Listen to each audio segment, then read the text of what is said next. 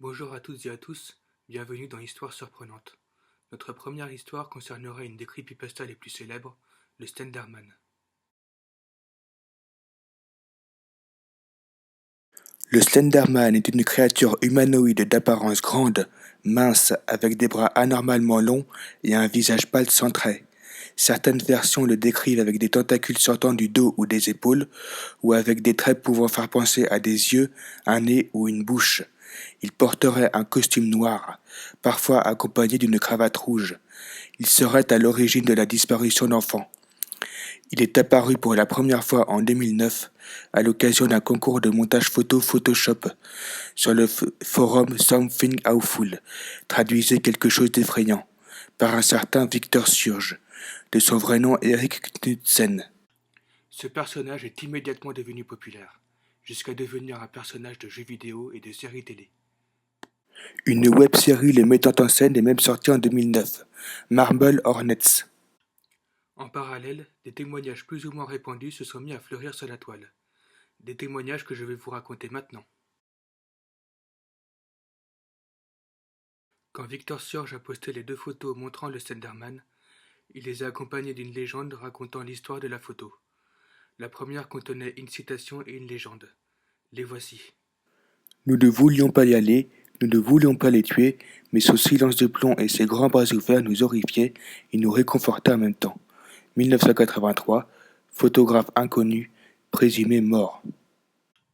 Le deuxième cliché contenait la mention suivante. L'une des deux photos récupérées à la librairie de Stirling. Ces clichés sont notables pour avoir été pris le jour de la disparition de 14 enfants et pour ce qu'on a appelé le Slenderman, déformation de l'image assimilée à un défaut de pellicule par les autorités officielles. Un incendie a détruit la librairie une semaine plus tard. Les photographies officielles restent sous scellé. 1986, photographe Mary Thomas, porté disparu le 13 juin 1986.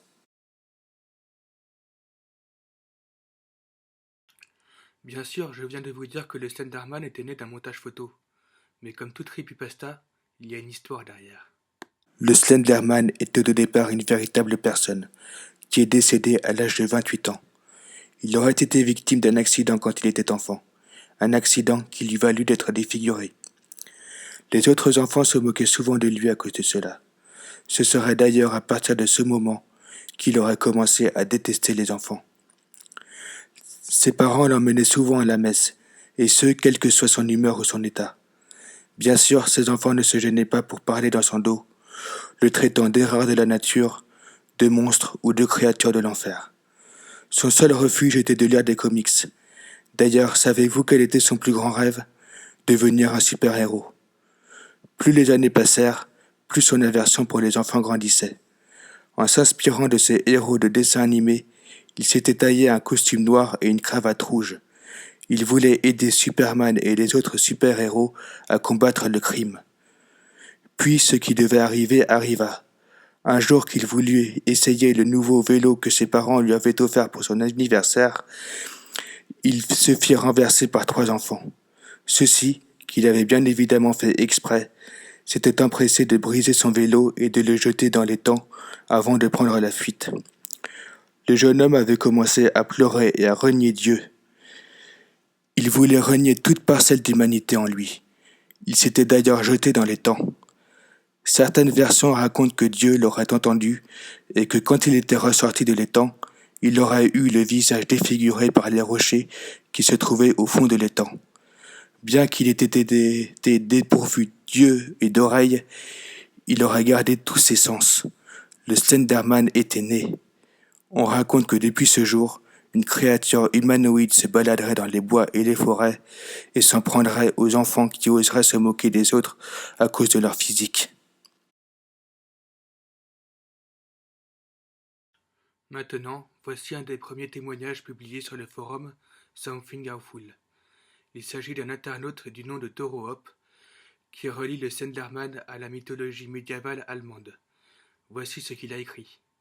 J'ai suivi les signes de lui depuis quelque temps déjà. On retrouve des gravures sur bois dansant du XVIe siècle en Allemagne, où l'on peut voir un dôme de grande taille, défiguré, avec des sphères blanches pour seul regard. À l'époque, on l'appelait Dark Grossman, c'est-à-dire le très grand homme. Il s'agissait d'une sorte de fée vivant dans la forêt noire. Les mauvais petits enfants qui se glissaient dans les bois la nuit étaient pris en chasse par le Slenderman. Et il n'abandonnait jamais avant de les avoir attrapés ou que les enfants n'avouaient à leurs parents ce qu'ils avaient fait. Ensuite, il publie la terrifiante histoire tirée d'un vieux journal intime datant de 1702. Le texte suivant est traduit de l'allemand. Mon enfant, mon lard, il a disparu, enlevé de son lit. La seule chose que nous ayons trouvée était un morceau de tissu, comme du coton mais plus doux et plus épais.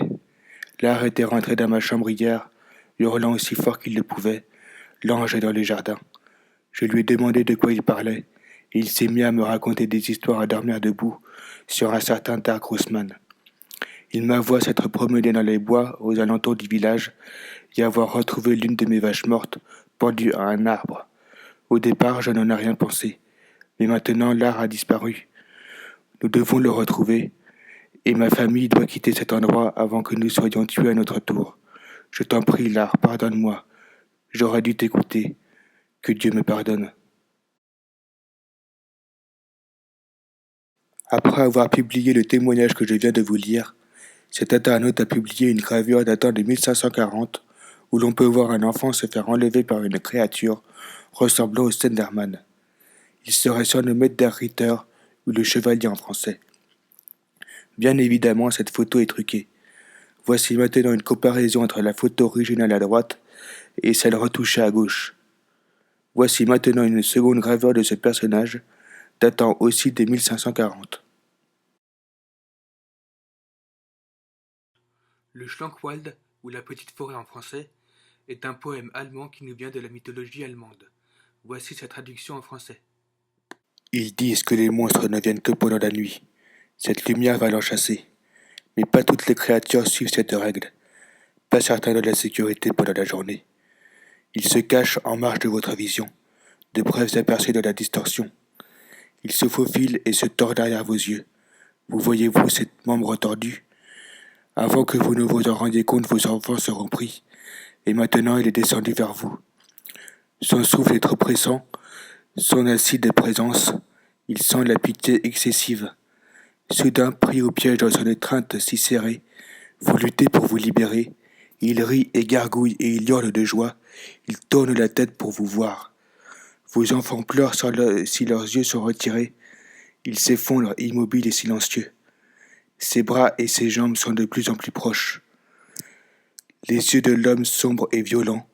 Il frappe et il coupe et écorche la peau ouverte. Votre âme trop faible pour résister. Cela ne devrait pas se produire si seulement vous aviez écouté, ne jamais entrer dans sa forêt.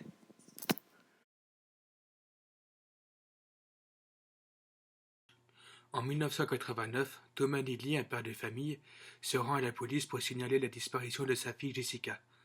L'interview est enregistrée sur un dictaphone. Okay, we're recording now. Thomas, would you like to start from the beginning? Am I? Yes, Thomas, you're safe. Now, can you start from the beginning so that we may try to understand the events that happened? Okay. My daughter Jessica, she'd been outside playing at a friend's house, and we only lived up the street. No, they actually only lived up the street. I'm sorry. It started to get dark out, and I had called her friend's parents that she needed to get home. They told me that she left over a half hour ago. Well, they're only a 5-minute walk away, so Is this where you left the house looking for her? Yes. We live in a wooded area, and I knew she liked playing there with friends, but going alone didn't make sense. Okay, so what happened next? I was calling Jessica's name, and it had been really getting dark out now. I was walking through the woods, looking and listening to anything. I remember suddenly feeling sick, like nauseous in the stomach, like I wanted to throw up. And I started getting ringing in my ears, Then Thomas? that thing! That nightmare!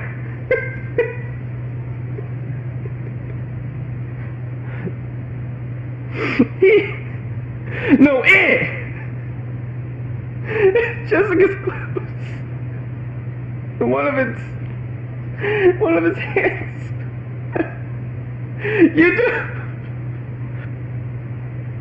It's okay. Can you please describe what he looked like? It was tall.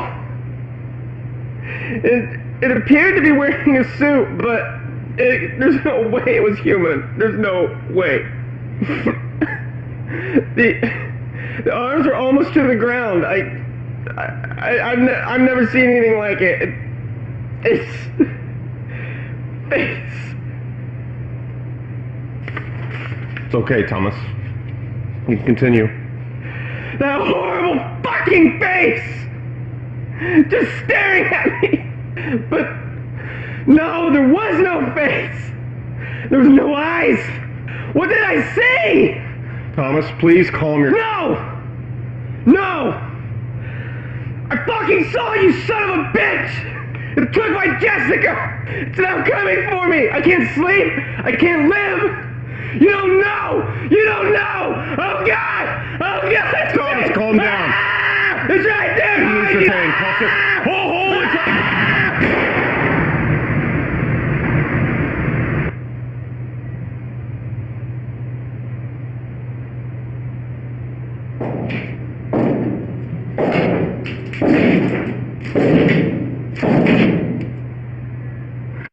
Après cette entrevue, quand les officiers sont entrés dans la pièce, ils n'ont trouvé personne, excepté 2 impacts de balles.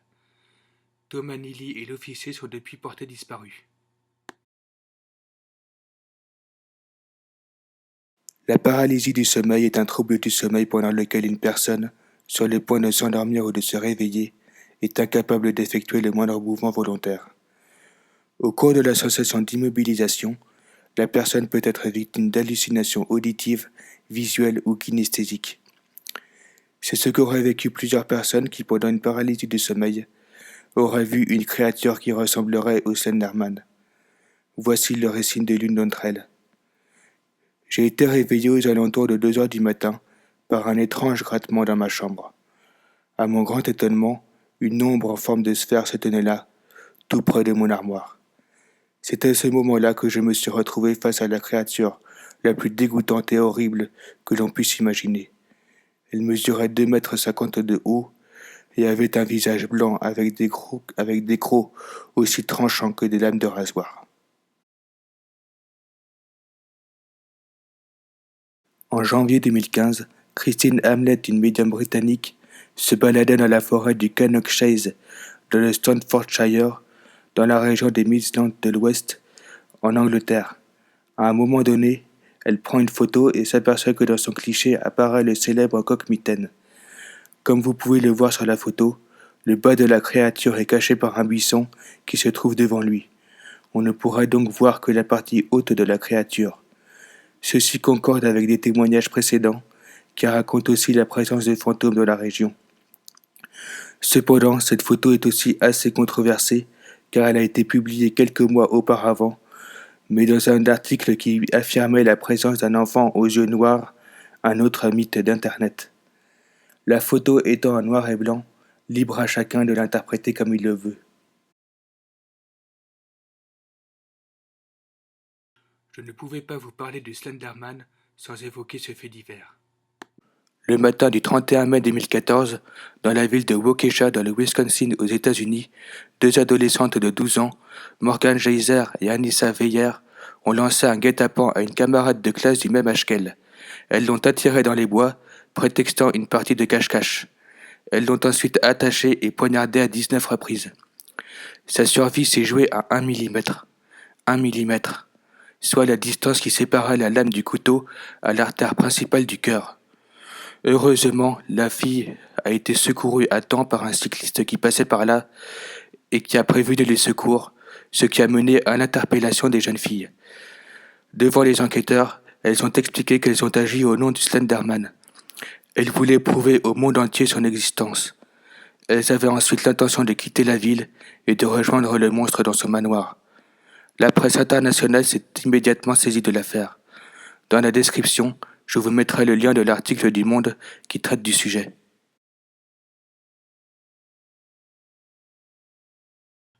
Une seconde tentative de meurtre au nom du Slenderman est survenue une semaine après celle du Wisconsin.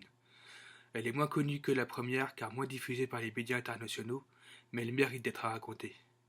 Le 9 juin 2014, dans l'Ohio aux États-Unis, une jeune fille de 13 ans a attendu le retour de sa mère dans la cuisine, puis l'a poignardée à coups de couteau. D'après elle, elle n'aurait aucun souvenir de ce qui s'était passé. Elle était obnubilée par le personnage du Slenderman. Sa mère a ensuite été admise à l'hôpital. Heureusement, elle s'est remise de ses blessures dans le dos et le cou. Par la suite, la jeune fille a été placée dans un centre de détention pour jeunes délinquants.